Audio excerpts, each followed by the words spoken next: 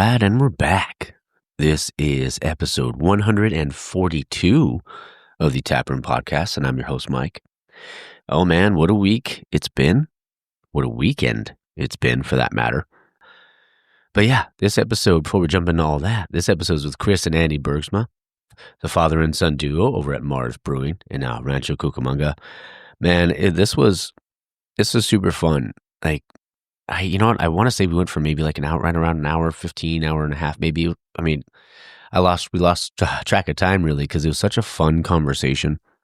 Like, obviously hearing their story and hearing how like Andy's been, homebrewing for, better like almost 2 decades, and then like them deciding to wanting to open a brewery together, and the whole family being involved as well, and their adopted son, Tyler. Unofficially adopted son Tyler. But man, it was great. And I can't say enough good things about them. Their beer was fantastic. I loved it all. The My Favorite Märzen was great. The Marty Light was amazing. I also had their Dead Gym, which was so good. Pathfinder was awesome. Loved that beer. He gave me a couple crowlers. I was saving them. So as I would I would have one crowler a week, and then I was just pounding. Then eventually, I think it was Friday night, I finally polished off the Pathfinder. So good. But yeah, it was just really cool hearing their story. We talked hockey. You know me. Mike and hockey. I love me some hockey, and I don't get to talk all that often about hockey on the show because hockey's obviously not as popular. But that was awesome. Being able to talk about the favorite bands, and then Andy talking about loving Moody Blues and stuff like that, and like just reminded me of my uncle. So yeah, it was a really fun time. Like, if you guys have not been out there, you need to get out to Rancho, man. Like, because their craft beer scene is awesome. Like, they have great breweries out there. Obviously, they have Mars, Solario, Raul's been on the show, Josh from Hamilton. I know they have like Sour Cellars and all these different places out there. So you need to get out there, try some beers. Make it a little brewery tour day, have a good time, obviously be safe.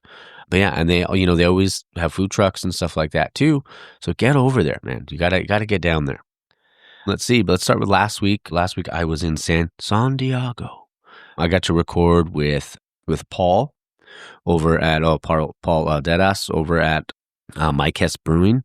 Man, that was a fun conversation. Like, he even we did a normally we do the 4-pack, but he turned the interview around on me and did a fuck, marry, kill for breweries. So be ready for that next week. And then I got to talk to, it was Dan, Grant, and Jacob over at Taproom Beer Co. Dude, that place is sick. It's a really, really, really kick-ass brewery. They got good beer. They got good food. We actually got to record in one of the apartments, because it's like the bottom level of like an apartment building. Oh man, but it was really cool. The beer's awesome. I love their merch. They got great merch. But yeah, everything was really great, and it was a fun conversation. So look forward to you guys hearing that. Let's see. Then Sunday, I went and recorded down with Mitch and Amax over at Synth Brewing, brand new brewery. Used to be Gunwale when Gunwale was there, but it's right across the street from Green Cheek. So, but man, like, Mitch just crushed it. Like, we did beer shots of their nitro stout, fire. Their hazy, great. Their West Coast, awesome. The laser lager, bomb. They were all really good. And, he was even saying, he said he thinks some of the best stuff he has are his seltzers. So if you're into that too, you got to get over there and try it. But everything I had was freaking so good. So I'm actually I want to try to get out there soon. I want to get out there and do like a quick recording for like a Stouts Giving episode. So, but yeah, what else we got this week? Dodgers won. They pulled it out. Do you believe in miracles? Yeah. Yeah, but it was wild. Congrats to the Dodgers. Obviously, everybody who listens knows I'm not a Dodger fan, but congrats to them. They fought their way back, man, and that's what it's all about. Baseball. That's what makes baseball beautiful. Like, people say that baseball can be boring, but nah, baseball is a beautiful game. It's a romantic game, especially when you're like, when you think about it, the way things end sometimes. And then you could be down in the dumps one year, and then the very next year be playing in the World Series. Like, like the Blue Jays were. And kudos to the Blue Jays, man. They fought their ass off. But yeah, kudos to the Dodgers, kudos to the Blue Jays for making it. And let's see. What else we got? Oh, today I will be going hanging out with Dario. We're going to grab a couple Sammys, grab a couple beers. I'm going to take a little, what do you want to call it? Like, what's the thing called? I'm going to take a page. There we go. A page out of Sean Ely's playbook and say, I'm going to call me Mikey 2 Sammys today. Because, had a couple beers yesterday. No, I'm just kidding. I actually only had 2 beers yesterday. Because I was like, you know what? I'm going to be a little light today. Sure, there were a couple doubles, but still. Yeah. And then I'm going to record with the IE Brew Witches out. Yeah, we're going to record it actually at Level Up. But yeah, I'm going to be recording with the IE Brew Witches. They do some great things. They actually just did, obviously October is Breast Cancer Awareness Month, so they did a collab with the brewery for that. And, I'm looking forward to talking to all of them. They have a lot of members. I think I'm going to record about 3 of them, but we might mix and match a few throughout the interviews. So looking forward to doing that. But yeah, I think it's about time for some coffee. I got to get ready because I got to leave in a bit to go hang out with Dario and then head up to, I'll be in Anaheim, then Montclair. All right. Well, I hope all you Dodger fans, congratulations. I hope you guys enjoyed the interview. Oh, wait. Sorry. One more thing before we get started. If you guys are listening on Spotify or if you're listening on Apple, I would ask to please go and leave. If you haven't left a review yet, you can leave a review, but you could also just check the 5 stars, on the thing on Spotify or Apple or whatever you listening on, whatever platform. It's really helpful. I would really appreciate that. And I'm actually I just made some new stickers, but I'm actually going to launch a new t-shirt. It's going to have, it's another Pokemon inspired one. It's with Morgan and I. So that will be new. That'll be coming out pretty soon. Also, I want to do, because the stickers are different, but I'd like to send someone a couple stickers. So the first person to actually leave a review on there, and I see it on Apple, I will send you some stickers. Maybe the first couple. Make sure you put your name on there or just DM me or screenshot it and send me a DM out and I'll send you some stickers. Because I actually do have some stamps right now. As crazy as that sounds, I have some stamps. All right. Well, I hope you guys enjoyed the interview with Andy and Chris. And again, just talking straight to you guys, Andy and Chris, thank you so much for letting me come down there. I love your brewery. I think it's amazing, and I think everybody should get down there as soon as they can. All right, guys. Hope you guys enjoyed the interview. Stay tuned for the outro. All right, guys. We're back in the tap room, and I'm your host, Mike, and I have two very special guests on the show today. I have Andy and Chris Bergsma of Mars Brewing out in Rancho. What's going on, fellas? It's a good Saturday. Good Saturday morning, guys. Yeah, good morning. You know it.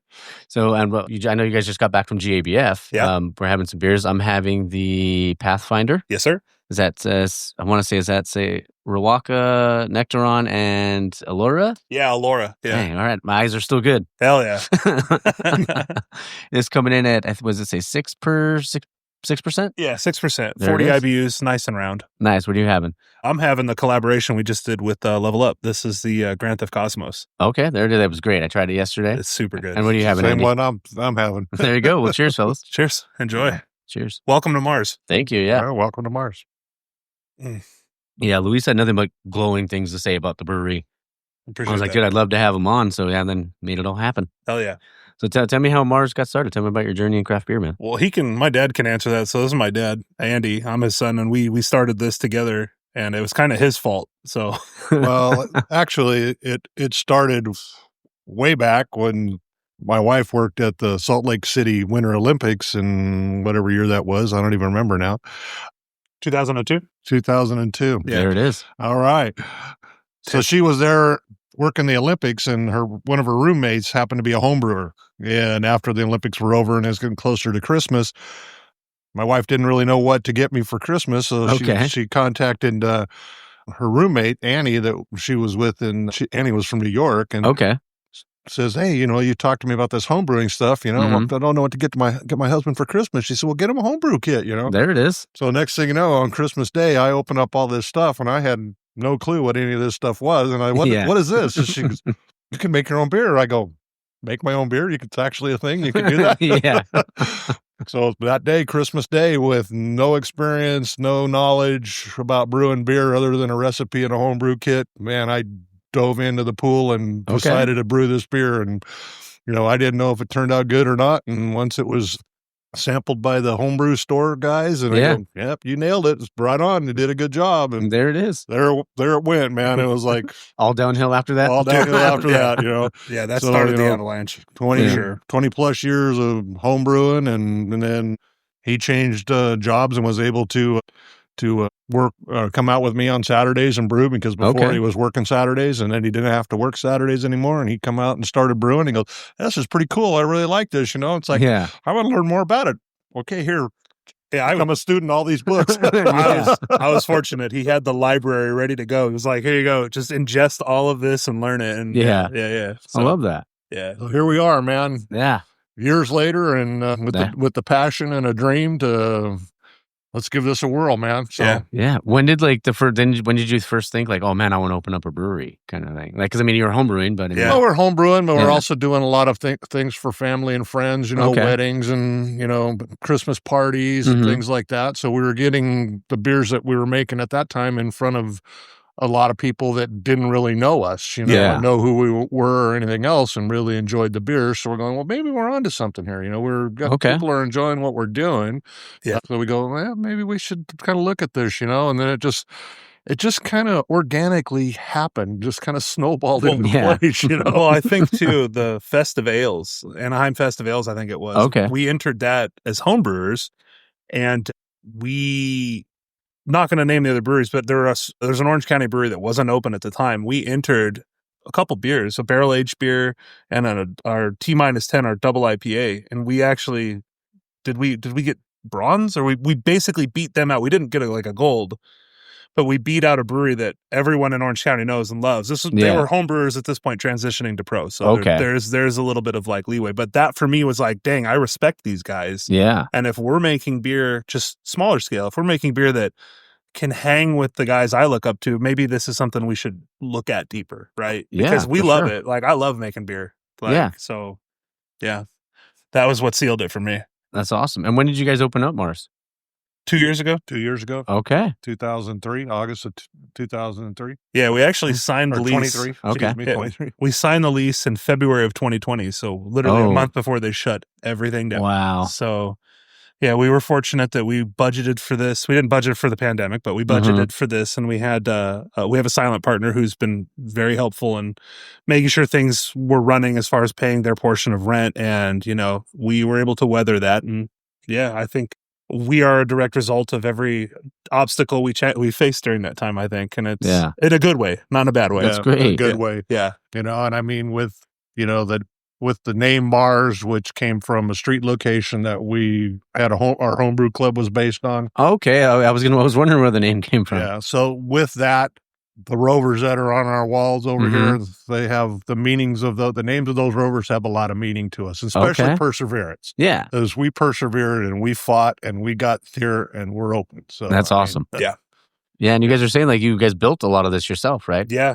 Yeah, pretty much everything in here except the glycol run to the pump, so the overhead stuff, we pretty much did everything in here. And the underground, we didn't do the underground. Yeah, the underground drains, we had our plumber help with that, but like all of the tables that we're sitting at, we did these. He fabricated the bases. The top was his idea with the epoxy, or my mom's idea. It was one of their ideas. The wall artwork that we've kind of become known for was, we initially wanted to do a big mural, but dollars and cents, it didn't really add up. So I was like, hey, let me make something in Illustrator and do a mock-up. We can do 3 stripes. We can get like 2 gallons of paint for each color. Yeah. And we can put a vinyl application down there with the rovers and kind of use that as our thing. And and it just worked out. And I think it makes the space. I can't imagine this with anything else, I think. And the rover artwork is actually a plaque that is on Perseverance on Mars. Oh, wow. That's cool. If you go search NASA's stuff and JPL, that actual artwork is from the plaque that is on the rover. That's on awesome. Mars. Yep. That's so cool. Yeah. Oh man. And like you guys are talking, like, so when you started homebrewing, you said you were doing it for what? You said 20 years? Since 2002, basically. Yeah. Hey, you've been doing it for 20 years when we opened, basically. Yeah. Wow. Yeah. And so like how far into that did you start homebrewing with them? 2012. Okay. Yeah, but 2011, 2012. Yeah, so like even during that time, because I mean, obviously, like you were like at that point, you're like a pro, like you're a pro at the homebrew scale, right? And then transitioning. Yeah. How was the transition, like going from that scale to a bigger scale? Well, unfortunately, as I've gotten older, my knees aren't what they used to be, and Okay. we got all this put together and built, and our first real brew day on our system, he's like, "Just get out of here. Just get out of my way.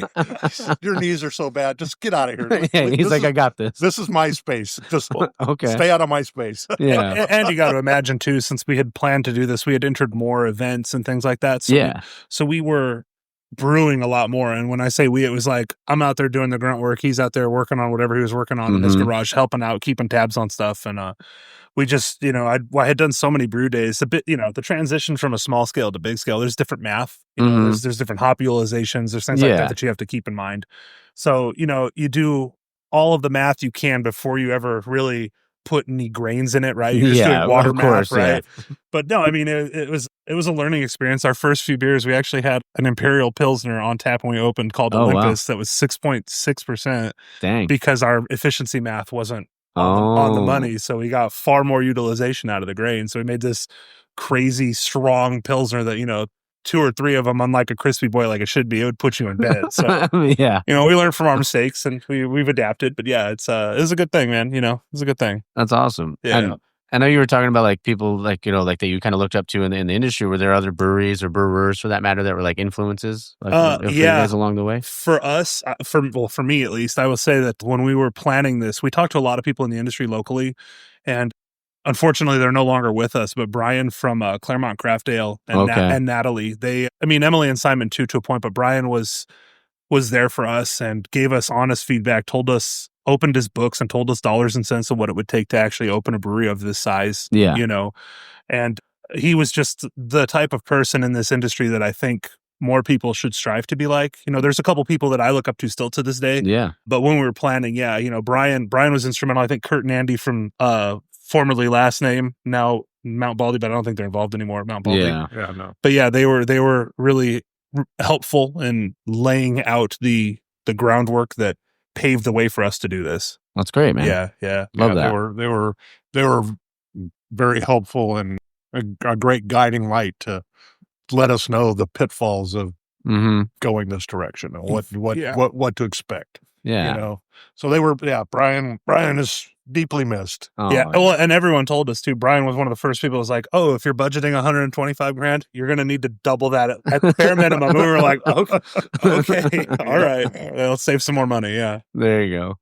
I mean, and that's how great the community is, right? 100%. Like everybody wants to help one another. It's like, there's like friendly competition, but it's not like nobody's trying to say like, "Oh, I'm trying to put you out of business." Correct. Yeah. And I think, as the industry has faced the transition from how it was in 2013 and 2012, it was just double-digit growth year over year. I think the transition to a more friendly, competitive environment, I think a lot of legacy brands kind of need to take that to heart and focus more on the community building, because there is at the end of the day, we're in hospitality. That's our job. 100%. And if you're not going to be a beacon in the industry to provide information or a welcoming place for not just your customers, but other people within the industry, it's like, what are we really doing? We all got into this because we love beer, like that's what we do. Right. Yeah. So it's a growing thing. And I think that the community sense of place and being, it's shifted from the old days to now where it's like very regional and like, there's no one out here that I don't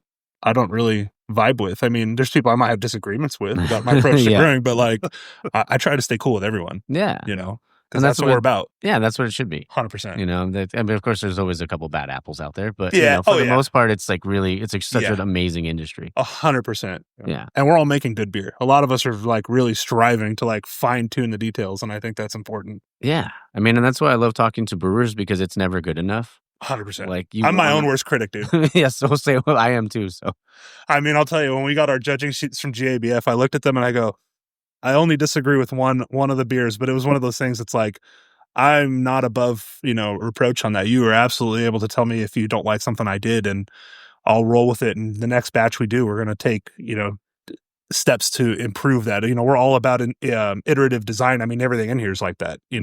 Our flight holders are 3D printed because that's what we needed to do, and that took 3 or 4 iterative designs to get there. Same thing with our beers. We always constantly strive to make something fun and better. Yep. And like, I know you were talking about like the community and stuff like that. Like, how do you like incorporate like, because obviously the community is so important, right? Especially like I know there's such a great beer scene out in Rancho too. Yeah. With Hamilton, with Solario, with you guys. Yeah. Like, how do you like incorporate like local culture into the brewery? So we do the Rain Beer Fest. We've been doing that one since we opened. We're season ticket holder. My parents are season ticket holders to the Rain, so they constantly. We love hockey, so they go when they have time. They go to the Rain games. Running a business is kind of hard to manage that. But I mean, we've had some customers of ours that we like to think of everyone that comes in the door as family because this is a very welcoming space. We try to strive for that. Yeah, we have donated tickets to some people that needed a night out with their families. Just hey, take our tickets, go get out there. We have a lot of regulars who have rented this place for engagement parties that are local in the community, and celebrations of life, all kinds of stuff. So we try to be very welcoming to everybody, and that's one of the biggest feedbacks we've got from a lot of people that have chose to have their events here is that we just feel so welcome here. It's such a you guys are so welcoming and friendly, and we really really dig the vibe here, so that's cool to hear from our guests that come in, that's because fantastic. We want you to feel like you're coming to your best friend's house, and come to hang out, that's what we want. Yeah.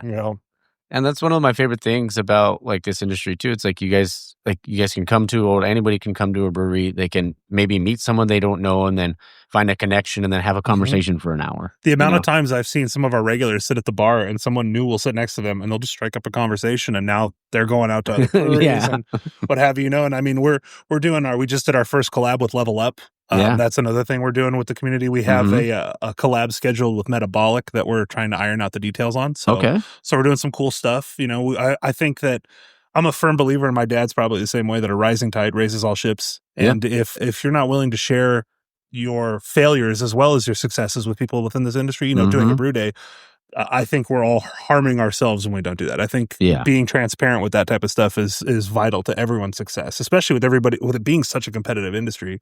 I think regionally that's the most important thing that people kind of lose sight of. And I love the local guys. Like I love Luis at Level Up. I love Fresco at Metabolic. And I mean, we're all trying to help each other out and make really good stuff as a bigger, broader community, not just in like Rancho, but just like, the Inland Empire as a whole. Yeah, that's fantastic, man. I love that. Yeah. I mean, there's no reason that, collectively as a whole that, the Inland Empire can't be, like LA, where people want to come here and want to come try all the breweries and stuff like that. So we're that's our goal, is to, help put the whole area on the map, man. It's like, come out and have some good beers, man. Yeah. I mean, because we've got a lot of passionate people out here. Yeah. That's great. I mean, you're a prime example of it, like doing a podcast with all of us guys that just like, we're basically janitors 90% of the time in a brew house, you know what I'm saying? But like, it's a bigger picture. Yeah. Yeah. That's one of, like you said, the janitor is one of the things that people always told us, and a lot of brewers will tell you that, brewing beer is the simple part. It's all the cleaning and all the other stuff you got to do. It's the hours and hours and hours of cleaning stuff, making sure everything's sanitized, cleaning this, cleaning that. It's like you do more cleaning than you do brewing. Oh, yeah. Oh, yeah. And so you mentioned hockey, because I'm a big hockey guy too. Yes, are you guys Kings fans? Who do you guys? I mean, I know you like the Range. I'm a Devils fan. Okay, through and through. All right, have been for a very long time. But if I had to pick a local team, I'm a Kings guy. Okay, not a Ducks guy. Sorry to whoever's hearing this. It's a giant Ducks fan, but I'm not a big Ducks fan. Well, I'm going to go all the way to the East Coast. I mean, I've always been a big fan of the Pittsburgh Penguins. Okay, yeah, mostly because of a a lot of the players they had in the past. So. Mario Lemieux, dude. I mean, what are you Mario, Sidney Crosby. Yeah, it's fantastic. Exactly. So, I never lived on the East Coast, but I'm going to the East Coast for my hockey guys. So there you go. But you know what? In general, any hockey game to me is. Oh, I love watching hockey. Yeah, it's so good. Even like just watching on TV, some people oh, it's so slow, but no, it's so fun. It's such a beautiful game too. It is when it's played right. It's like. Yeah, that's why. Like, being a Devils fan. We had it really good in like 2003, 2004. Marty Brodeur is a goat, dude. I love that guy. He played till I think he was 41, and they forced him to go to the Blues, right? And retire. Like, that was a bummer, but these dudes out there, man, it's a nuanced game, man. Yeah. And especially when you get into like just breaking down goaltending changes, like Patrick Waugh back in the day versus Marty Brodeur versus Chris Osgood versus Dominic Hasek. Like, so good. You get into all these little subtle things. It's like a West Coast IPA versus a cold IPA versus a hazy IPA. It's like, bro, it's all the same thing, but like you're all doing it different. Yeah. Oh yeah. I mean, I'm a big Avalanche fan, so Patrick Waugh always strikes a chord. But I mean, I grew up watching them, and I've never lived in Colorado, never been there, but as a kid, like my dad always said, you don't have to cheer for the teams I like. You can pick your own team. 100%. So I was like, all right, well, I really like Joe Sakic. So that was like what did it for me. So good old Joe. Yeah, I've been an Avs fan ever since. It's one of those funny things too, because like with the Avs, the Devils started in Colorado. That's where they initially were from, right? Yeah. And they moved to New Jersey. And it's such a funny thing because there was so much beef back in the day between hybrid goaltending and butterfly goaltending from Patrick Waugh and Marty Brodeur. It just like it changed everything. And there's so much beef around it. It's so bizarre. I don't get it, man. He really knows his goalies because he actually was a netminder in his younger years playing in youth hockey and club hockey and stuff like that. So he knows his goaltenders. That's awesome. And it's because you don't see, it's not as popular out here. Like when it comes to like youth hockey or anything like that, it's like you have to go to like find a league somewhere. Yeah. And so I used to play for the San Diego Gulls junior team, essentially the roller hockey junior team, which they're a AHL team. Calder Cup team down in San Diego. Yeah. So they have like a minor league team, and this was like the youth program for that minor league team. Oh, so that's awesome. My goaltending coach was a guy who trained with Marty Brodeur. So like that's kind of why like it reinforced that like this is why I love Brodeur and his approach. So it's like I'm kind of ruined because I'm biased on that. But yeah, man. Patrick Waugh changed it. I mean, the same thing with Jonathan Quick being a Kings fan. Yeah, I mean, Quick, unfortunately, he's getting older. You can't keep up his frenetic pace that he's had for so long, but yeah, I mean, he's a student of Patrick Waugh. You watch his playing style, and he's just a butterfly goaltender, but with physicality. So it's like an in-between of him and Hasek. It's really fun to watch Quick when he's on. It's something beautiful. What was oh gosh, I can't think of his name at the moment. He played for the Blues, now he was with the Wild. Was it Bernier? No. Oh gosh, it's gonna bug me. I'll think about it after. Yeah, for sure. No, I know that's the fun thing about the Reign, though, is you go to the Reign game and you get to see some of these guys that eventually end up playing for the Kings. I know Bernier was their goalie for a while for the Reign. He got moved up, and then I think he went to St. Louis for a little bit, or to the Maple Leafs. Actually, I'm sorry, the Maple Leafs, and it's really look it up, but I was like, oh wait, it's really cool though. I had no idea. I love hockey. And it's a funny thing too because I've never met a San Jose fan down here. I've never met one person who's like, I love the Sharks. Yeah, no one wants to wear that badge. Bro. Yeah, Brent Burns, man, like playing there for as long as he did. I mean, now he's with the Avs, which is cool. I mean, I would always cheer against him because I was like, fuck Brent Burns, but now I love him. Yeah, exactly. But he's such a hard nose, but like it's the guy you love to hate. That's me with Corey Perry. That's why I couldn't be a Ducks fan. I hate Corey Perry with a passion, dude. I do not like that guy. Oh yeah, sorry. We went off a little hockey tangent there. Sorry, everybody. No, you're good. I'm leaving this all in. So. Sorry, everybody. No, you're great. Because I mean, there aren't many people that I talk to that are like, oh, hockey fans. So it's like when I do, I'm like, all right, time to nerd out. 100%. Yeah, 100%, dude. I love it. I didn't have put this question on my notes, but I want to ask because. There was a question I used to ask, like behind the beer names, because I saw They're Dead Jim. So I was like, could you tell us? So They're Dead Jim is kind of a carryover name from our homebrew days. So the very first time I brewed that recipe, so I was trying to approach that beer as a like old school West Coast IPA. So like kind of like in between like a Sculpin and a Lagunitas, something that's more like a legacy style beer. Danky West Coast. The very first time we went to that. So little backstory to kind of make this I don't know, a little bit better. My parents have a half-acre property in Jurupa Valley. Okay. And being on such a rural property, you have problems with mice, right? It's just, it's part and parcel for it. And he's got a garage in the back that has, it's in the yard. But I mean, if the neighbors' yards aren't upkept and there's grass, you're going to get rodents find their way in. So we went for the brew day. And I pulled out our bucket that we take milled grain, that mills the grain into it, right, for a small scale. I pull it out, and I didn't have a name for it. I was like, well, I don't know. I'm just going to call this something. I pull this thing out, and there's 3 dead mice in the bottom of this freaking grain bucket. And I was like, well, thankfully, there's no contact with anything we were going to do, but I'm like, now I got to clean this. I got to sanitize this thing. I got to freaking acid bathe it to get rid of any bacteria. Like, good God. So we cleaned it, and I was like, you know what, dude, it's perfect on brand with like the space theme in Star Trek. Like, you know, old school Star Trek from the original. It was like the red shirts always died first. Right? Oh, yeah. So since this beer was designed to have an amber color to it, it's kind of like the red shirts of our beers. It's like that one always used to kick first to fests. We had dead rodents in the bucket when we first tried to make it. And thankfully, I check everything before I put any grain in. But yeah, it was one of those things. I'm like, this name has so much deep lore. I can't change it. It's so good, dude. Yeah. And there's some of our guests, they get it immediately. Star Trek, got it, man. Yep. Yeah. Because, you know, Doc McCoy was always like, he's dead, Jim. Yeah. Like, so we had to do it. We had to do it. Oh, that's great. No, and I love the names. I mean, like, obviously Lost in Space and My Favorite Martian and all those. And, like, obviously, like, a Pathfinder and... was it The Martian when they talk about Pathfinder? Yeah. Yes. Yeah, he finds Pathfinder and it's his little pet in The Martian. Yeah. Yep. Because he needed the camera array from the landing, the JPL landing grid. Yeah. Oh, I'm a big movie buff, too. So, like, and sci-fi stuff, too. So I love all that. Not That Loud. Not That Loud was our 420 beer. Okay. So we brewed that one to be 4.2%, which we nailed. So it's 4.2%. We used Abstract's cannabis terpenes in that beer. So I think we used OG Kush, I think was the terpene variety. So no psychoactives, no CBD, no nothing. So what Abstract's hops and Abstract's products does is they use what I'm assuming is a mass spectrometer to look at the individual like hydrocarbons and components that make up flavor and sensory, right? Like everything that's flavor and taste and aromatics. What they do is they make a product that uses those isolated flavor and aroma profiles through terpenes. So you get this product that smells like cannabis, it tastes like cannabis, but there's nothing in it that's not federally approved for beer, right? So we dosed it heavy with that. And when it was fresh, you would pour a pint of it and the whole building would smell like someone was trimming weed in here. It was crazy, dude. It was so loud. So the joke was, it's not that loud. Not that loud. Oh, I love that. That's great. Yeah, we have fun. We're going to do another 420 beer this year. I think we're going to call it Hybrids Can't Be Gas. I think that's the name we settled on. So who comes up with the names? Me and Tyler just bounce ideas off each other.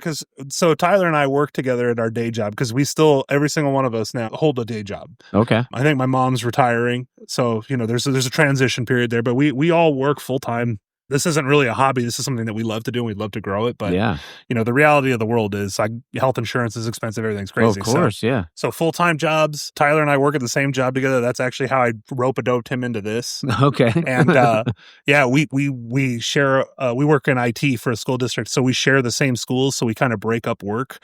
And we'll just be driving around doing tickets and we'll just talk beer and we'll bounce beer ideas off each other. And he actually came up with the Not That Loud. And we have another Italian IPA that's not on right now called Joppa Pons. Okay. It was just something dumb he said, and I was like, that's hilarious, and I can't get it out of my head. So yeah, I mean, we just come up with stupid names sometimes. I mean, we both have a note in our phone just of dumb names we've thought of, and it's really stupid, but it's funny. Yeah, that's great. That's what gives us joy, you know? Yeah, I mean, you're having fun doing it. That's all that matters. That's the most important part. Yeah. Yeah. And even Luis and I, when we were together, he was like, man, I don't have a name for this. So we'll just workshop names while I'm hanging out there. Yeah. And it works. I mean, some of the best ideas I think we've had have come just out of just BSing, you know, just like you throw something out there and see if it sticks, you know?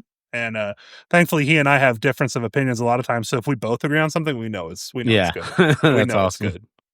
One thing I was love to ask is called like flight school. So like if you were going to give like, so if somebody maybe that's not necessarily like a craft beer drinker, a lot of times they just come in with their friends. They're like maybe not doing it. If they were going to give them a flight of something to sip on, what would you give them? For us, I would say at least one of our seltzers. We usually have a mango habanero seltzer, which we're out of right now. We process all of the habaneros here. It's not hot, but it has big habanero flavor. Okay. Right. So I'm a big pepperhead. I want that flavor. Same. I want that flavor to carry through, but I don't necessarily want to light everybody on fire. Right. Because everyone's heat tolerance is different. I would say at least one of our seltzers I would do. Right now, what we have, I would say probably the Speak Softly. Either the Speak Softly or the What So Proudly. Probably the What So Proudly. What So Proudly would be one of them because it's like a bomb pop, melted down red, white, and blue. Oh, okay. There you go. I would do that because that one kind of ticks the fruity, sweet, kind of, you know, savory kind of deal. And then I would say absolutely you got to do Marty Light. Marty Light is just super crushable, super sessionable. It shows it shows our approach to making the lighter side of things. I'll have to have that one next. And then this might be a controversial take. I would say go with something hoppy probably right now the collab we did with Level Up, because that is kind of like our deep space, our Mhm. cold IPA line we normally would do. And then I would honestly say probably the black IPA. Ooh. Honestly, yeah, because the black IPA that we have, either the black IPA or Entropy. yeah, Yeah. Entropy's a fun one too. The Smoke Kolsch, Smoke yeah. Kolsch, yeah. That one's very different. It's one of those divisive beers of ours. I would say it's Okay. probably 60-40. 60% of people get it and they're like, damn, this is good. And the other 40 are like, I don't like smoke. I don't like barbecue. I don't want this. But yeah, no, the black IPA show is kind of what we do for like the malt forward stuff, even though it's still an IPA. Yeah. Last year in December, we did 2 barrel-aged beers and bottle releases called Stacked and Jacked and Mass Monster. Okay. And this was our first time doing them in this scale, because we've done barrel-aged stuff as homebrewers, but like never anything this big. And this year, I think we're going to take that to the next level. We're going to do some adjuncting. We're going to make another big gravity stout and adjunct it into 2 different adjunct paths and barrel age it and see what we get. Another one I would probably put on the flight right now for this time of the year would be My Favorite Märzen. Honestly, yeah. Okay. Yeah, I keep forgetting because we just wrapped up Oktoberfest. And Okay. it's funny, when we first brewed that, a lot of people in the industry were like, oh man, you're brewing 3 barrels of that, which is, 96 gallons. They were like, oh yeah, man, I don't know, dude. I don't know if you're going to get rid of it. Like, it's a tough one, and we are almost out of it. And we just wrapped up our Oktoberfest. So, I mean, that's cool. It's for this time of year, it's really nice. I think it's one of our more balanced and approachable beers. Love that. Yeah. That's great, man. Yeah. And then we talked about GABF a little bit earlier. So what did you send over? So for serving, we served Shred in the Heavens.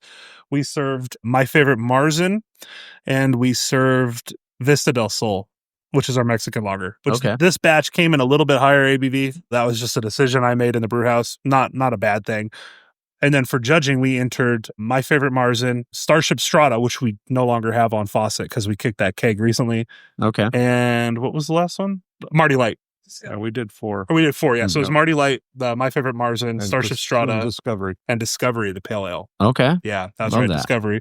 And Discovery, unfortunately, just the nature of shipping beers to Colorado, the fill wasn't perfect, and the beer, unfortunately, got oxidized in transit. So the notes on that one, I was like, had to have been a bad bottle. It's just, it happens.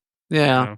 I mean, and that's like packaging is so important. Yeah. Yeah. Like, and everything else got there fine. So it's like, okay, cool. 25% failure rate, not ideal, but it happens. It's no big deal. We'll roll with it.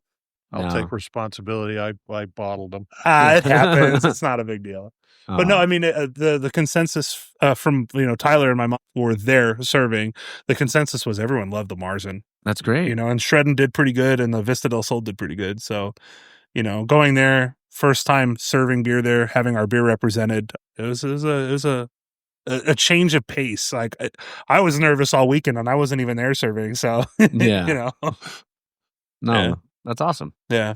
So I'm assuming that you guys had a good time. There it is. And that oh, there you go.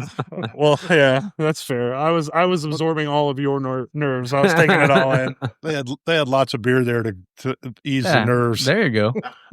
Can't go wrong with it.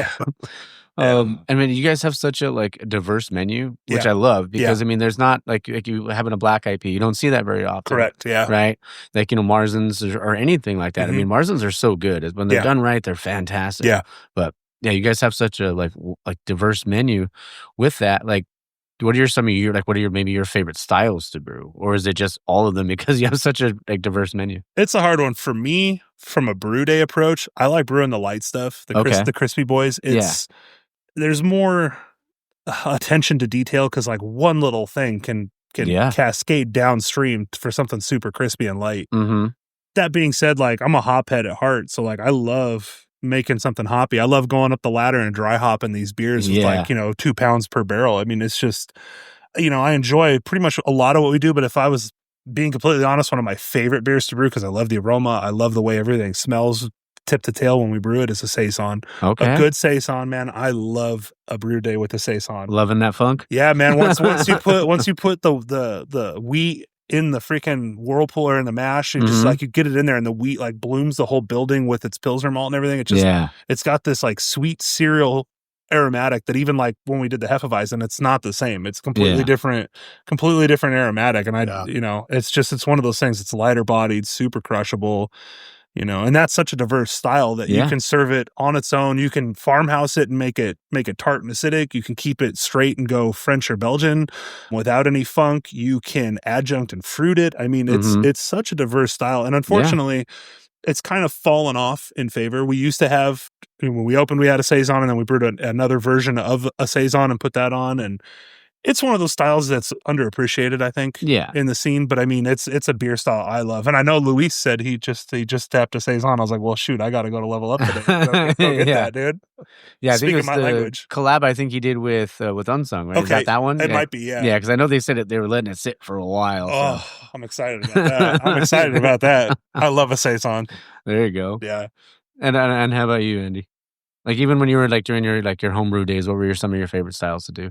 Well, I mean, like him, I'm definitely a hop head now. I mean, for the most part, I mean, I love a good Saison. I love, different lighter beers. I mean, different things, but at the end of the day, I'm more of a hop guy. So if I go out and go roam around other breweries, I'm usually looking at the IPAs, or if it's a brewery that I haven't never been to, I'll start with their lighter stuff, and because it's hard to hide flaws in the lighter stuff, and so you kind of give you an idea how their beers are, So, but at the end of the day, I'm more of a hoppy guy. So I mean, I'm so happy our black IPA Dark Matter's back on, because I miss that beer. There it is. It was like last year when we had it on, spun up some crowlers of that. Okay. And I was going through actually 16s. It wasn't a crowler. It was a 16. Going through my fridge, and I find a can of Dark Matter. Yeah. It's like, okay, this thing's been in a can for a while. Let's crack this bad boy open and see what it's like. Yeah. I poured that in a glass, man, and took that first sip, and I mean, it was like, hello, darkness, my old friend, man. I love that. I mean, those are literally the words that came out of my mouth, because it's just such a nice beer, man. I really, really like our black IPA. So that's quality control, right? Yeah. Checking a beer like a year and a half downstream because you forgot about it in the back of your fridge. Yeah. Exactly. Yeah. I mean, it's like I opened up a crowler a couple weeks ago of Hop Circles. Oh, really? Yeah. That was almost a year ago that was put in a crowler. And it was still very tasty. Okay. Nice. All right. Yeah, I'm actually sitting on 2 bottles of our Stacked and Jack Mass Monster still. I think I'm going to open one up. We do a camping trip with like my dad and a bunch of our close friends every November. So I think I'm going to bring one of each out, and we're going to open one out there to celebrate just, almost a year sitting cellaring. Why not? There you go. Does the unofficially adopted son go too? Oh yeah. Yeah, he goes pretty much everywhere I go, unfortunately or fortunately. I don't know how he feels about it, but yeah. Love that. That's great, man. And it seems like, just like talking, I mean, we've been doing this for about 35 minutes, and you guys, like, you can feel like, obviously not just chemistry because you're father and son, but the camaraderie, like, and how much, like, the passion and like how much you guys love 100%. What you do. And there's nothing better than that, because like, if your heart's not fully in it, then it's just a job at that point. And exactly. You don't want it to be that way. And, people pick up on that. It's like it's built into us, right? It's programmed into us. You go somewhere, and if someone doesn't want to be there, like, you immediately get that vibe from them. Like, they're not, they don't want to be in the building. They don't want to be there. So, like, we make sure that, like, as a, like, I don't want to say a culture because it sounds really corporate, but like, as who we are as people here at Mars, we want everyone here to want to be here, right? It's a fun industry.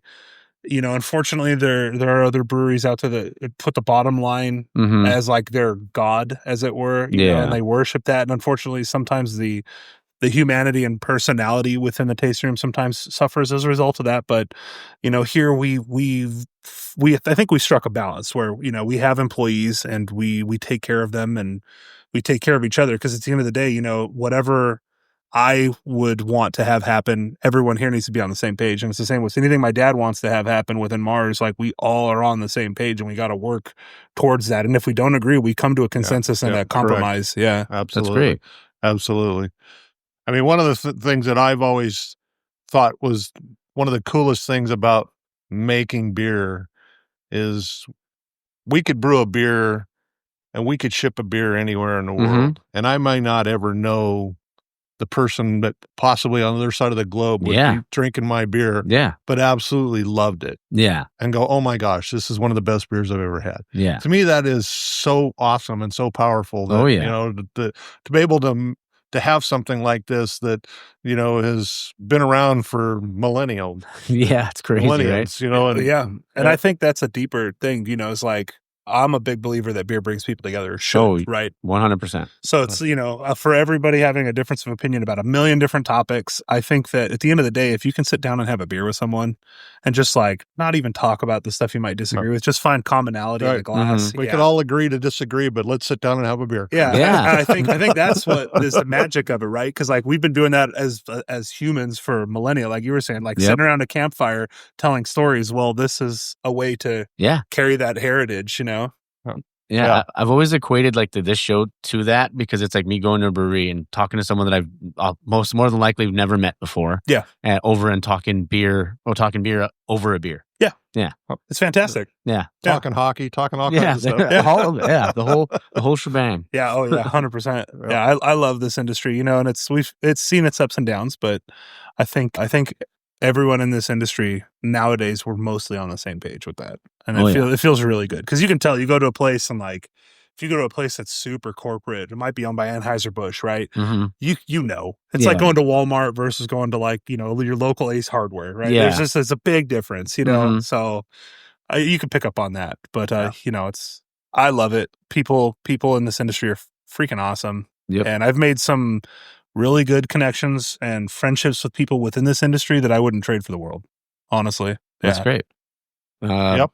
Mind if we take a quick break? Sure. Sweet. All right, we're back. I'm having the Marty Light. Märzen. My favorite Märzen. Oh, I'm having the My Favorite Märzen. Okay, Yes. Sweet. Did you want Marty Light or did no, I'll have that one next. That's fine. Okay. I love a good Märzen. So Okay. I'm in. I spaced out. No, you're good. So this one's coming in as a 6.2. 6. Yeah, I think so. Yeah. Right. There it is. Yeah. Yeah, 6.2. Yeah. 6. I don't need glasses yet, so we're okay. Cheers, fellas. Cheers, brother. Cheers. Oh, you got the black IPA there, Andy? Absolutely. There you go, Old Faithful. Yeah. Oh, that's tasty. Yeah, the Märzen came out really nice. Yeah, I'm very that's happy with super that. smooth. Yeah. Love that. Yeah, it had enough residual sweetness and fermentation. It finished where we wanted. Yeah. The hop choices, I think, were right on the money. Yeah, it came out nice. No, that's perfect, man. And that's great. we used 100% German ingredients in it too. So German malts, German yeast. Yeah. Okay. Yeah, we Love it. had a good time with it. Yeah, last year when we had that on, we had guests that came in, and she goes, I'll have my favorite Märzen. And after she took a drink of it, she goes, I just found my favorite Märzen. Oh, love that. That's cool. Little play on words. I love it. Exactly. So this next segment's called the 4-pack. So it's 4 questions. First question is, what's one beer that never leaves your fridge? What one beer that never leaves the fridge? Yeah. Something you always because stock like up. you're always restocking it. that you want to drink at your house. Oh, that's a tough one. Yeah. I know. Well, that's a tough one, because Yeah. my beer fridge is full of all kinds of stuff. There you go. I guess if it's something I'm just going to have on a regular basis, is probably 2 different beers if I was going to keep them stocked in my fridge. But since I love so many beers, I normally don't have one.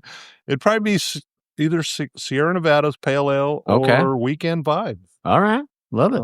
Yeah, I was gonna say, for me, anything from Pizza Port, usually Swami's. Oh, yeah. Usually, because their 4-packs are just priced, or 6-packs are priced so well. Oh yeah. And they're fantastic beers. So it's like, for me, that's just that. And if I'm going, depending on where I'm going, right, maybe some hams or some PBR. Oh, I love hams, dude. Yeah, dude. And it's just not as easy to find. No. But it's so like, thankfully Total Wine carries it. Yeah. So I usually go to 6-pack of the Tall Boys, and it's like perfect. It's the perfect getaway beer. It's like, in the industry, I think everyone you talk to will agree that there's the right beer for the time and place, right? Yeah. And man, hams just is like the chameleon. It can fit in anywhere. It's it's so refreshing. It's same with like a crispy PBR. Sometimes it's just the right beer for that spot. Yeah. If you had asked me this question 20 plus years ago, and I told you it was that blue can. Yeah. I remember when he was a Zima guy for 5 minutes. Okay.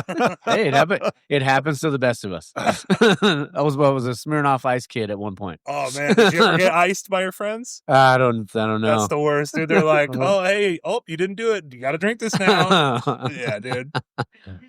Yeah. Oh, there you go. Yeah. Good old Henry Weinhardt's. Yep.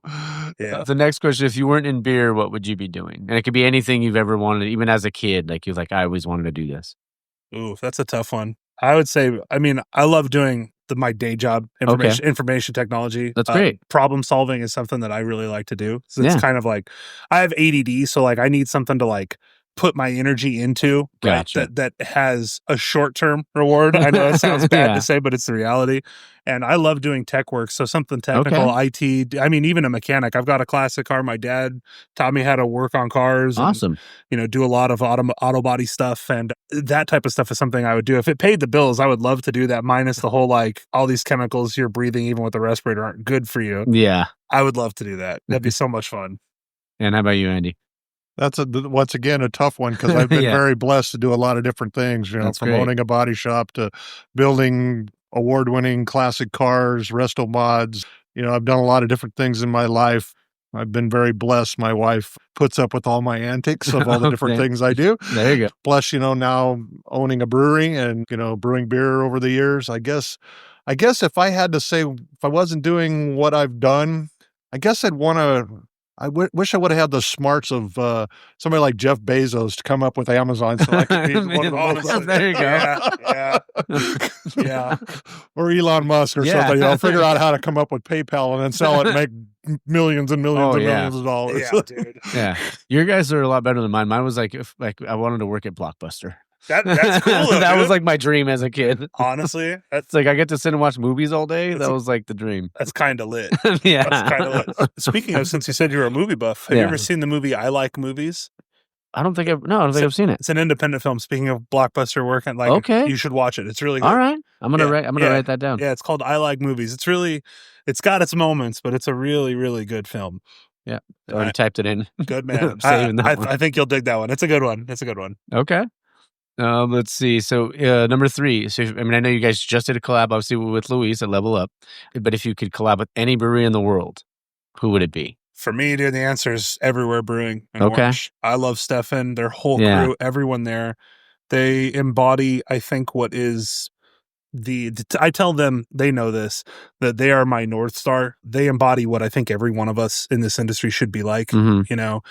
Welcoming, friendly. They understand that, this is a hospitality driven industry. Yeah. And they make your first time there for that customer feel exactly the same as someone who, like myself, and we're in the industry, we go in there and we see them. There is no difference between how they respond to strangers and friends alike. Yeah. And their beers are phenomenal. Last year at GABF, they won Brewery of the Year for their size. Mm-hmm. Stefan and his crew earned that 1,000%. That's awesome. I mean, they are my number one. Those guys and their crew, they're the ones that inspired me to use Hyperboost and Dynaboost. That's great, honestly, yeah. And I mean, it's just the shared knowledge goes so far. And I love those guys and girls over there. I love all of them. Yeah, I would concur on that one. I mean, if I would, any other ones I'd add to that list is possibly Green Cheek and Virgin. I think okay, really cool. I love Virgin. I would also add Drecker if I could make that happen in North Dakota. That's kind of hard logistically, but that would be so legit because I love everything. I don't think I've had a single beer from them that I didn't enjoy. Yeah, and they have the whole hotel there too, don't they? Yeah. They do Drecker Fest there. That's their anniversary, and they sell out the hotel, and they do all sorts of crazy stuff. Man, those guys I guess it's a bucket list trip for Fargo. Trust me, Tyler and I have already looked at it. You got that travel trailer now. No. Tyler and I looked at it. You fly into Minneapolis because you can't really fly into Fargo. You don't want to do that. Yeah. Fly into Minneapolis and then you drive 6 hours to Fargo. We've looked at it. Okay. We've looked at it, dude. Oh, you know what I want to ask you, because you talked about classic cars and stuff. Did you guys ever go to the SEMA show or anything that back in the day? Yeah, my mom worked for SEMA for 25 years. Oh, really? Yeah. Cool. Super right on. cool. Yeah, she was there. My stepdad was there for about 15, I think. But nice. They would go every year. I've only been a couple times, but it's a lot. Yeah, it's not a one day thing. Oh no, you need it's multiple huge. days to ingest that. Yeah, it's. But it was every October. I knew my mom was going to be in Vegas for SEMA. I mean, I like you said, I've been blessed to be involved in a lot of different industries. I worked for an off road racing team. I worked for Walker Evans Racing years ago. Okay, and I got to know a lot of guys that were superstars in the off-road world at that time. The Walker Evans, Ivan Stewart's, Rick Mears, Roger Mears, McPherson's, all those guys that were in the off-road arena. And we were at SEMA one time walking that show, and I ran into Ivan. I was talking to Ivan, and he goes, I was told if you spent only 3 minutes at every vendor's booth in this show, you couldn't see every vendor in this show. That's for crazy. The entire run of the show. Yeah. 3 minutes. Yeah. Yeah, it's crazy. Yeah. And it's gotten bigger since then. Yeah. It's crazy. Yeah. Did you ever go to like Bonneville or any of that stuff too? Have not done Bonneville. I Yeah. want to do Bonneville. Yeah. Bonneville would be cool. Yeah, my stepdad because he had his own car, so he would go out there and he for like 1 year he held the land speed record, but then it got broken the next That's year. super cool. Yeah, That's it's, super cool. I don't know. You might have met him at a steam machine. His name's Vic Wood. That name sounds super familiar. What class do you know? What class? I don't remember. I probably have a picture of the old car though, and I'll have to show you guys too. It's the rules and regulations for Mhm. Bonneville are crazy. Like naturally aspirated V8 pushrod engine, it has to be a certain displacement, and then there's like the unlimited class, and yeah, it's crazy. Yeah, I got to sit in the car a couple times back in the day. Super cool. But that was That's it. super cool. Yeah, that's that jet fuel, man. It's like, woo. Yeah. Race fuel's no joke, dude. Yeah, you get so high off the fumes. I'm just like, Jesus. Yeah, like, what's yeah. going on right now? That's the thing I love about car shows. I mean, unfortunately, because, we run the brewery, so we don't have as much free time to go to car shows and take our classic cars out. But Yeah. you see something with a built engine driving by that's running on race fuel, and you're just like, oh, it burns the nose so good. Yeah. It's so good. Oh yeah. Yeah, I don't think your mom knows about it yet, but she probably does because she's on the Instagram feed for it. But Sunday is the cruising PCH I saw. for Camaros. They want to get all the Camaros out there. Nice. That's cool. Yeah. I don't know if your mom wants. She knows she's doing a run on Sunday, so she can't take her car out to go to cruising PCH. So Unfortunate. There you go. Oh, last question, the 4-pack. What's a guilty pleasure you like secretly have or not so secretly have? Do you have an answer? I have an answer on deck. I thought about this. My guilty pleasure is the Pitch Perfect movies. Okay. I love those movies so much, and I really just it just hit. I don't know why. Nothing wrong with it, man. It just hits, dude. And there's 3 of them, so there's like 6 hours of movie to watch. There it is. Man. They're bangers. Love that. I don't know that I really have a guilty pleasure that I desire or do or whatever. Okay. That's another one, a tough one for me. Yeah. So, It's all good. I mean, in my 60 plus years, I've done a lot of cool stuff, but I don't really think I really have a guilty pleasure. No, hey, I mean, and it seems like you've done so much in your life too. So I mean, that's awesome. Yeah. Here you go, Mike. That's my Chevelle. Oh, love that. My dad and I built. I got photos of all of our cars, so yeah, you can kind of see, what he's done. That's his car that he did. Oh, that's beautiful. It's a 67 Chevelle, and then my mom's got a sweet 69 Rally Sport Super Sport. Or 67 Rally Sport Super Sport convertible Oh, Camaro. holy crap, that's beautiful. So, that's what he has done, building things and, having a good time, doing fun stuff. That's great. Yeah.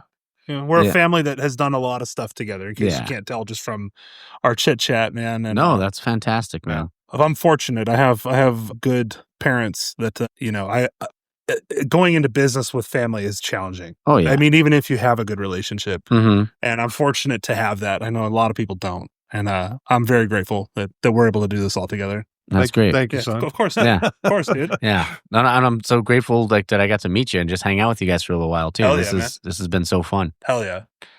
Do you have a memorable brew day or like a fun brew day or maybe like a worst brew day or even one or both? So, I mean, the most fun brew day I think we've had, it's a hard one. I mean, the first brew day I think we ever did in the building was fun because it was like the realization of the drink, right? Like the fire's lit, everything's running. You're like, this is happening. That like, come to Jesus moment where it's actually happening. Yeah, and you're like, is it too late to back out now? Did you sign the lease? Hope this turns out okay. yeah, exactly. And I think the worst brew day we had was That was recent. That was a recent one we did. So we have since changed some equipment out to mitigate this issue, but in the name of big hazy IPAs, we were brewing our Cataclysm IPA, which also just kicked, which was another high gravity. I think it was like 7.5% hazy IPA.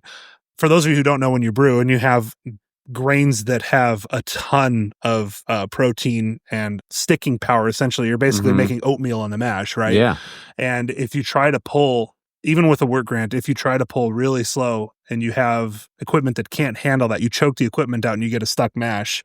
Well, we had such a bad stuck mash that my dad, myself, and Tyler, all 3 of us had shovels Oh, no. in there in the mash tun because we're all tall. We were in there with shovels freaking raking out the bottom to try to unstick this mash. Wow. That mash out, normal process takes us about an hour for mash and about 30, 45 minutes for mash out. That took us 3 hours that day. And we were so cooked at the end of it. We were like, I bet. That was a brutal one. That was a brutal one. And you can hear it too. It's the sound of disappointment when you hear the mash tun just go funk. You're like, uh-oh. Uh-oh. No. Houston, we got a problem. It was bad. There it is. It was bad. But yeah, I mean, thankfully, again, being a team, we all stepped up and we made relatively short work out of that for how bad it we could got have been. through it. Yeah, Yeah. we got through it. What normally would have been like a 9-hour brew day turned out to like 11 or 12, but it's fine. We made up time on the back end. There you go. Yeah. More rice holes next time. 100%. That's what we did for this last batch of the hazy and for the Hefeweizen, because the Hefeweizen was 40% Wow. wheat. Oh, damn. Yeah. So we used about 15 pounds of rice hulls was about what the Wow. math worked out. So we did not have a stuck mash. So successful math, go math. There it is. And you said, Houston, we got a problem. Another great movie. I love Apollo 13. Such a good movie. Yeah. When I was a kid, my mom, because my mom and my dad were separated when I was little, but I would go to each one of them like, hey, the book fair's coming. I'd be like, hey, Mom, I need $20 for the book fair. Yeah. I'd be like, hey, Dad, and can I get $20 for the book fair? So I would just go load up on books. Hell yeah. Because I love to read. Yeah. But one of the books that I remember buying was, and they would always they're like, all right, we'll give you the $20, but you have to read every night with me. Like, I want to know that you're reading. So one of them was Apollo 13 because the movie was coming out. Yeah. So that one, I was like, one of them was like Waterworld and like Goosebumps and like a bunch of other stuff. Yeah. They always say nothing's free in Waterworld. Nothing is free in Waterworld, man.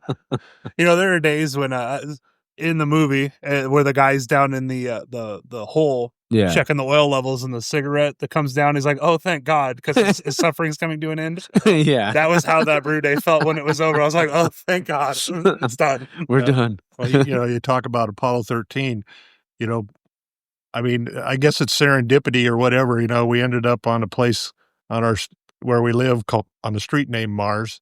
Yeah. And our brewery's named Mars. Yeah. And I grew up during the Apollo program. So I remember that as a kid. Oh, that's so cool. cool. All of my childhood, Mm-hmm. the Apollo program. And one of the things that even today is so inspirational to me is when they get to T-10. Yeah. That bad boy's going to get lit and go up. Oh, yeah. And I Ain't tell no you what, stopping it even now. watching SpaceX launches and all that stuff now, whether I'm watching them or we're able to see them from here or watching them on, YouTube or whatever, they're still amazing. I mean, a couple weeks ago, I watched a launch out of Vandenberg from on top of the roof of Green Cheek and Sunset Beach. Love that. Well, and it's one of those things, like, that might be a controversial thing to say today, but like, that's one of those things that makes me proud to be an American. Every time I see a rocket launch, I'm like, oh, yeah. Hell yeah, dude. Bald eagles screeching Right on, overhead, brother. dude. Yeah, exactly, dude. I love it. I mean, unfortunately, we're not long for this world as a species. We've done a lot to do bad things. Yeah. Yep. And I think the future is out in the stars. Carl Sagan said it too. Yeah. That really there's more to this than just living and dying in the dirt of Earth. So I think we should. Made William Shatner famous as Captain Kirk, man. Yeah. Traveling to. You know it.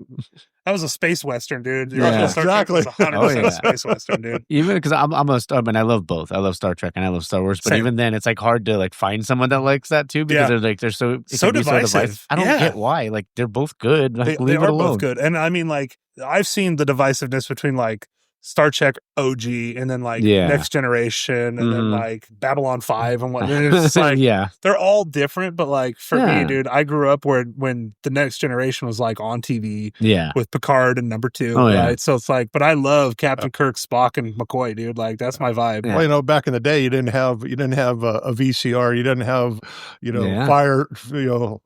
Fire TV or any of this other stuff, so you couldn't pause your stuff. Yeah. All I remember is when I was a kid, one of my best friends growing up, every week when Star Trek came on, do not go in the house, do not make any noise because Dad will kill all of us. Yeah. And nobody better call. Just take the phone off the hook. During 100%. Because Star Trek's coming on and I got to watch my Star Trek. Oh, yeah. Hell yeah. Yeah, that's awesome. Oh, I was in Texas because we were speaking of space and stuff. Like, I was in Florida a few weeks ago. I wanted to get a chance because I was in Orlando. I wasn't far from Cape Canaveral. I wanted to go just to go check it out. But with work and stuff, I didn't really get a chance to. I ended up going to Disney World. So I was there for like 14 hours. And then I went and saw Daytona.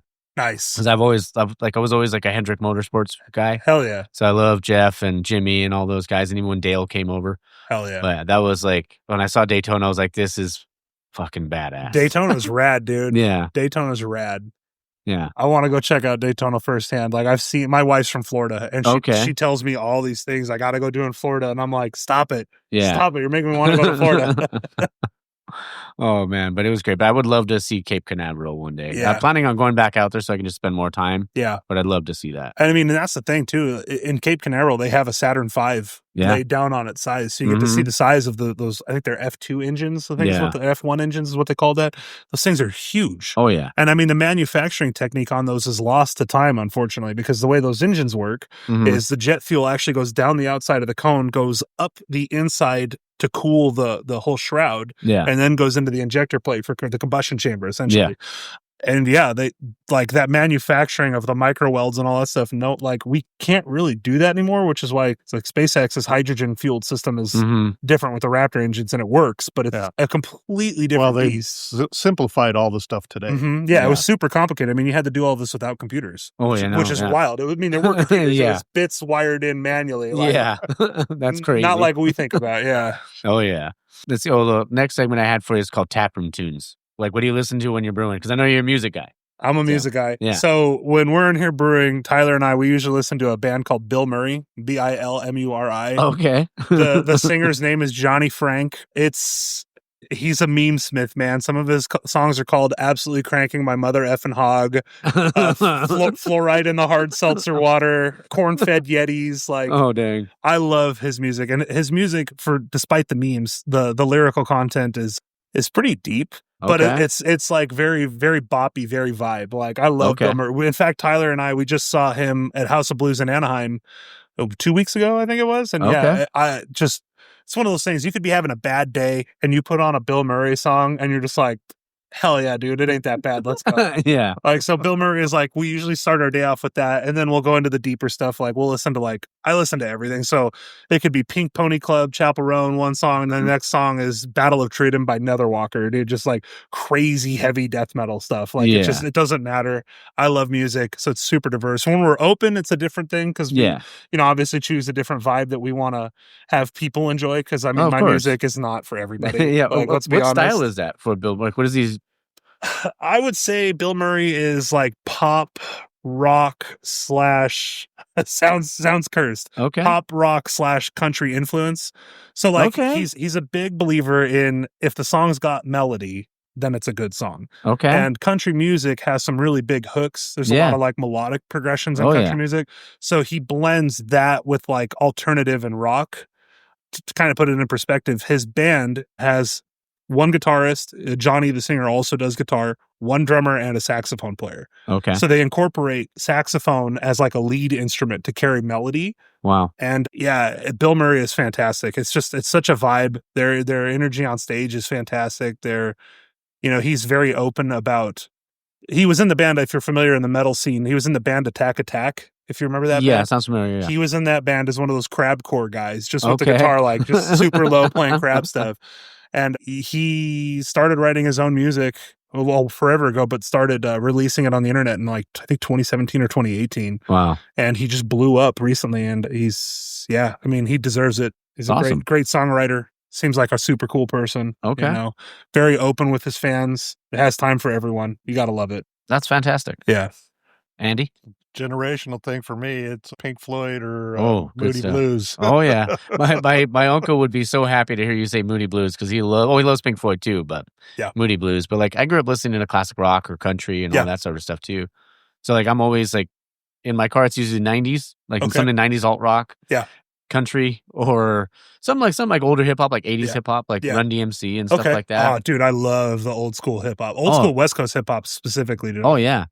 It's great. When Dr. Dre dropped the Chronic album, man. That album just changed everything. I think that was like I was in the 7th grade. I probably shouldn't have been listening to it, but I was. Dude, that's a pop. It's a pop, dude. Yeah, it's so good. Oh, that's one of the funny things. Like all my friends who aren't really into hip hop, I'm like, you can always tell when Nate Dogg's on a track just because when Nate Dogg comes on, it's that sound. You're like, that's Nate Dogg. 100%. Next thing I want to ask you guys, if you could have a pint with any historical figure, could be sports, could be an actor, anything. Who would you have a beer with? Another tough one. Sorry, Andy. I'll let you ponder that. I'll answer it. There you go. I've thought about this at length, and I have. It's a tough one.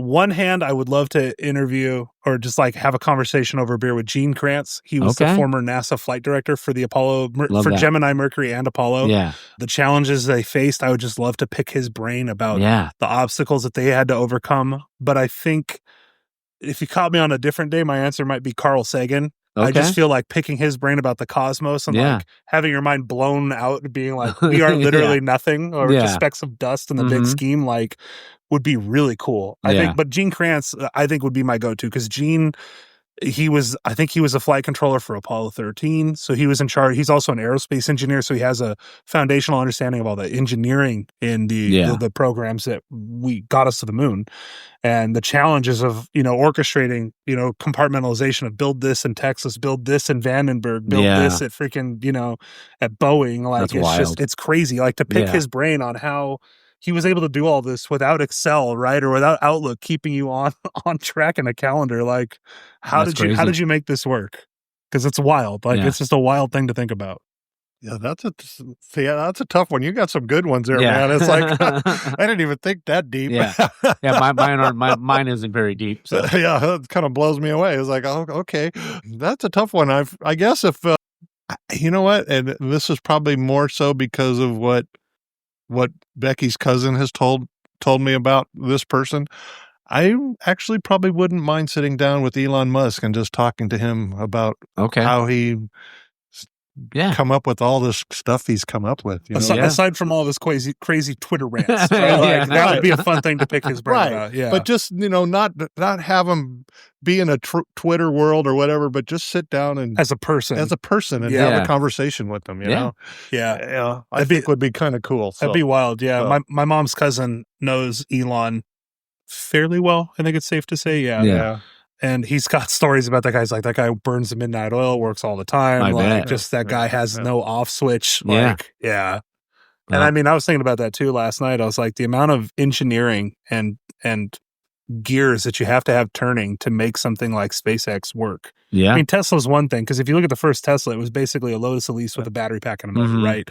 So you didn't have to do a bunch of auto safety stuff because you took a car that already had all those standards and modified it. Yeah. But the SpaceX stuff is a whole other level. Oh, yeah. And it's wild. I mean, even now with battery manufacturing and solar manufacturing that Tesla is involved in that he's helped get, I mean, engineers for him helped build, but like finding the right talent in those positions to help make his dreams work is a crazy skill set that I don't think a lot of people have. 100%. You know, and I think that'd be a good person to sit down with too. I think, just despite all one-on-one and having despite all the divisiveness around Elon Musk, I think that would be a good. I think it'd be a fun conversation. Yeah, yeah. So your guys is like deep and meaningful, and mine's like the Heartbreak Kid, Shawn Michaels. That'd be dope, dude. Freaking warrior! I'd love to interview Macho Man Randy Savage. Like that'd be rad. I would love that. Yeah, that'd be mine. Hell yeah, man. Oh man, that's great. Another tough one for you, Andy. Your Mount Rushmore of breweries. I'm sorry, was that? Your Mount Rushmore of breweries. Ooh, I believe there's 4 heads on Mount Rushmore. So I know now. I have to qualify because I thought about this too. Are we talking currently or historically? Well, you can do historically. Yeah. Okay, historically, I would say for me would probably be Lagunitas. Okay. Dogfish Head on the East Coast. Sierra Nevada, and probably Stone. I mean, I think those 4 completely changed the landscape of beer in the United States beyond compare. I would have to agree with you on all of those. You know, absolutely. If we're talking new school, who I think is pushing the barometer and changing things, I would say Shred Beer. Shred's great. Shred is fantastic, dude. Ghost Town. So good. Ghost Town rips. Yeah. I would have to put Everywhere in there, and I would probably put, probably Rip or Ism. Kind of a toss-up between those two. I love Ian. He's a big old teddy bear, but I know. I love that guy. I know, dude. And I love everything that those guys are doing. So, yep, I would agree with you on those. I'm down with those. Because those guys just like I said, I look at like what those organizations are doing, what they're doing for the industry, and you got to recognize the talent. The guys historically that push the boundaries, you know, I mean, I've read like Sam Calione, Vince from freaking Lagunitas, and I've read, Tony McGee's book. Or Tony McGee, from Lagunitas. I've read his book. I read Stone's book. I've I've talked to Sam from Dogfish Head. I've met him, at the brewery. I mean, yeah, those guys, helped revitalize the craft beer industry. They helped make this possible. Yeah, Yeah. absolutely. Yeah. I mean, other than Jimmy Carter's brother. Yeah. Well, yeah. There it is. That was I used to do trivia, like just like one like question my story like a week, and one of them was like, yeah, like what president legalized homebrewing? Yeah, Jimmy had to get his yeah. brother off, dude. Billy was getting in trouble, dude. Yeah. Now we just need that to happen with distilling, dude. I'd be so happy. Oh yeah, that's awesome. I would love that to change. Oh man. Next question I have for you is if you could bring something back from your kid that's not around anymore, what would it be? Oh, we're going to have very different answers, I think, on this one. But for me, I would say not having a worldwide connectivity at the fingertip, I think is a big thing. When I was a kid, let's say I was an adult when I was a kid, right? If I wanted to open this brewery, I would have to go make the connections and meet people in the industry and go pick their brains and knock on doors and make real connections, not just parasocial connections. Yeah. And I think that for all the good things the internet has given us, being accessible to information 24/7, I think we've lost something important about our humanity, right? Like it's really easy to take people just because of the internet and be like, that person's whatever. And it's easy to write people off. And I think that unfortunately we've kind of become as a society where it's like it's really easy to disqualify people for nonsense. And I think when I was a kid, like that was never a thing that we dealt with. And I know like as you grow up, you care more about issues and things like that. Yeah. But like, I think the reality of it is we're not so plugged into each other like when I was a kid, I mean, I'm almost 40 to give it like a frame of reference. So like I grew up in the 90s. Same.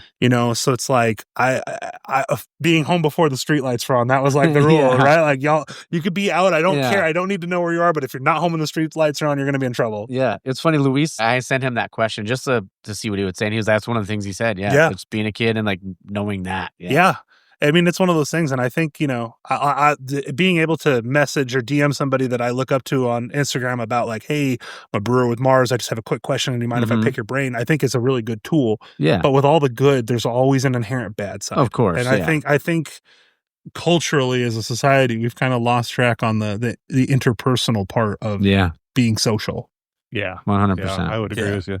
I mean, I think if it was something from my childhood that I'd like to see come back that I think kids are missing out on, a great thing is, I'm going to date myself here, erector sets. I was literally thinking that same thing. I was like, I wonder if he's going to say erector set. 100%, dude. Yeah. I mean, all those little nuts and bolts and screws that were in there, and you bolted all this stuff together, and it's like, it's not safe now. We live in a bubble wrap society. 100%. Now, I have to ask you, were the erector sets from your youth, did they strip out all the time like they did when I was a kid, or were they built pretty strong? They were built pretty strong. I mean, you could make some big stuff with this. Fair. So it's like, erector sets, man. Love it. Oh, man, that's great. Mine would probably still be Blockbuster. Yeah. Just, I mean, you know what I loved about Blockbuster is going on a Friday night, getting a pizza, either getting it like, begging my mom or my dad, like, hey, can I get a movie and a video game? Yeah. But then you would watch that movie over and over again all weekend. Yep. Right? Yep. Because you had like, didn't have like readily access or readily accessible or whatever. I mean, did you get the buckets of popcorn too? Oh, I would get a bucket of popcorn. Course. Oh yeah, you have to, dude. Yeah, and then especially like when me and like my buddies would come over and we'd have like bagel bites or or pizza or Chef Boyardee or whatever. Yeah, dude. That's the thing that my wife turned me on to is putting sweets inside of the popcorn. I'm like, popcorn's already sweet enough with the butter, bro. Like, but yeah, she'll put like I dunk mine in nacho cheese. Yeah, I've heard like there's a whole thing about like putting M&Ms or Reese's Pieces or whatever in your popcorn. I'm like, this is dangerous, dude. Oh man, but it was like you're saying that it was a simpler time back then. Like I miss hanging out with my cousins because there's 30 of us, Oh, excuse me, sorry, from my mom's side, and we'd be outside pretending to be freaking young guns. Like one of us would be Billy the Kid, another one would be Chavez, and all that sort of stuff. Yeah, dude. But like it was just different. Like we'd walk to 99-cent store and buy the water balloon grenades and have a war. Yep. Dude, my buddy Tommy, he was a next door neighbor kid. He was 2 or 3 years older than me. We would, when we were a kid, he would ride his longboard. I would ride my mountain bike, and we'd go to like Jack in the Box or Stater Brothers or Graziano's little pizza place. Right? Yeah. And then, like, as we grew up, he got his license before I did. So we'd take his 89 CRX with freaking subs in it. We would drive up to Ontario Mills because they just opened, and we'd just go power walk Ontario Mills, like, for hours on end. Like, you know, we weren't connected with cell phones. Tommy would just show up at the door and he's like, hey, you want to go to the mall? I'm itching to go do something. I'm like, let's go. I got nothing going on. Yeah. I miss that. I miss the spontaneity of it, right? Like everything in our lives now is so calculated, regulated, and planned out. And like I miss the spontaneity of just like, let's go out. Yeah. I remember like my dad was like, it was just before my prom. And he's just like, are you going to go to prom this year? Because my senior year. I was like, I don't know. I'm thinking about it, blah, blah, blah. And he's like, well, here's, you know, a couple $100, you know, if you take care of all your stuff, if you decide to go. Yeah. So I was like, so do I get to keep the money if I don't go? And he's all, sure, son, sure. So what I did, I was like, I went to my cousin. I was like, hey, where can we get a keg of Pyramid Hef? And it was like about $100. Yeah. So I was like, I have an extra $100 left over for whatever I want, but I invited all my buddies over instead of going to prom like the week after, and then we threw a kegger. Hell yeah. Yeah, it was legit. That sounds awesome, dude. That sounds like a good time. Yeah, it was the dream. Hell yeah, dude. Oh man. So last question I want to ask you guys, and this one's come straight from Daniel Drennan from Beer Paper. If you had to describe yourselves in one word, what would it be? That's a tough one. I've thought about it. I would say for me, community. Yeah. I think that's a big thing for me. Every time we have a discussion internally about, you know, plan for this or plan for that, my number one question that I will always pose to everyone else that's an owner and involved in the brewery is, are we doing right by the people that allow us to be successful? Mm-hmm. And I think having that sense of community and being an open and safe space where we're like, we don't take a position on any current hot topic. We just, we operate because like our thing is beer. We're here for beer. I'm here to share what I do with you guys. You know, I think community is a big sense of who we are. Yeah. I think that's an important thing for me. Yeah. That's awesome. Yeah. Dang, something out there's got a hog of a beer in it, dude. That's Austin's truck. Oh, there you go. I think. Definitely loud. That thing's got some chop in it, dude. Yep. That's a tough one for me because I don't know any particular one word. I know. My other thought was going to be, I had it. I was talking to Mom about it earlier. It's, like we're self-sufficient, you know. What was the one I said, Mom? Passionate. There you go. We're passionate individuals because like we care about the fit and finish of everything, and we're very passionate about how clean our brewery is. Yeah. The details. I mean, my brewery, I try to keep as clean as humanly possible. Right. Yeah. And I would agree with, you know, passionate. Sometimes scatterbrained. Okay. That's because I'm ADD. Yeah. Love it. Too much stuff on my plate, you know, whatever. I mean, it's yeah. That's a kind of a tough one. So yeah, passionate fits too, because we're very passionate. Because I'm very passionate about certain things. I want them done a certain way when it comes to doing a car or whatever. I mean, it's got to be very detail oriented. Yeah, very detail oriented. You know, so it's great. No, I love that. Well, I just want to say, I mean, it's been fun. I mean, it feels like it flew by.